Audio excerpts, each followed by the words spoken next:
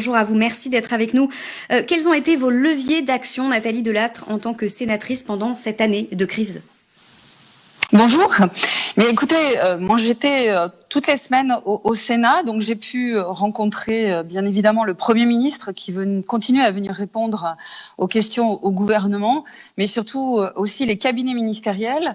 Et ça a été l'occasion de faire remonter en permanence les problématiques qui m'arrivaient directement des entreprises, directement des filières comme la filière viticole, la filière horticole, mais par la Chambre de commerce et d'industrie, pour les commerces avec ce vocable malheureux de commerce essentiel, non essentiel, et puis la chambre de métier, bien évidemment.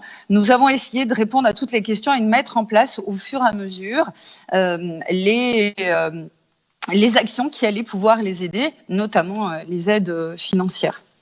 Vous vous êtes notamment engagé, on se souvient au début de cette crise, sur le problème de stock de masques. Pour vous, ça a été le vrai couac de ce début de crise ?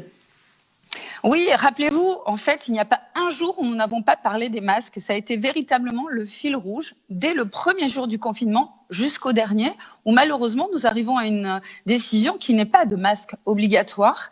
Et l'ensemble des collectivités se sont emparées de la problématique parce que nous avons vu très vite, moi j'étais en but avec le cabinet de la santé, aux réponses par rapport aux masques, aux commandes de masques, à l'arrivée des masques, pour des personnels notamment qui entouraient les plus fragiles, les assistants, les aides à domicile, aller voir nos plus âgés dans les EHPAD sans pouvoir avoir les masques nécessaires, les blouses nécessaires à la non-contamination. Et c'est vrai qu'à un moment donné, je me suis insurgée quand, au moment du déconfinement, on nous fait savoir que la grande distribution est en capacité, du jour au lendemain, de pouvoir vendre des millions de masques, alors que nous avons encore ces problématiques pour fournir les assistants scolaires, etc. Donc, c'est vrai que là, nous avons pointé dans la commission d'enquête cette problématique des manques d'anticipation et des dysfonctionnements majeurs. Les masques, c'était donc au début du premier confinement. Aujourd'hui, le fil rouge, c'est plutôt la vaccination. On en entend parler tous les jours avec des rebondissements que l'on connaît, notamment la suspension du vaccin AstraZeneca ce lundi. Est-ce que pour vous, elle est satisfaisante, cette campagne ? Est-ce qu'elle va assez vite ? Eh bien là, elle s'est arrêtée avec AstraZeneca. Je crois que c'est assez problématique de ne pas pouvoir prendre des décisions rapidement, de ne pas avoir les conseils scientifiques européens rapidement. Fallait-il attendre ce conseil scientifique parce que aujourd'hui, c'est 100 000 vaccins, 100 à 150 000 vaccins qui ne sont pas faits. Hier, pareil, 100 à 150 000 vaccins qui n'ont pas pu avoir lieu. Environ 15 morts hier, 15 morts aujourd'hui.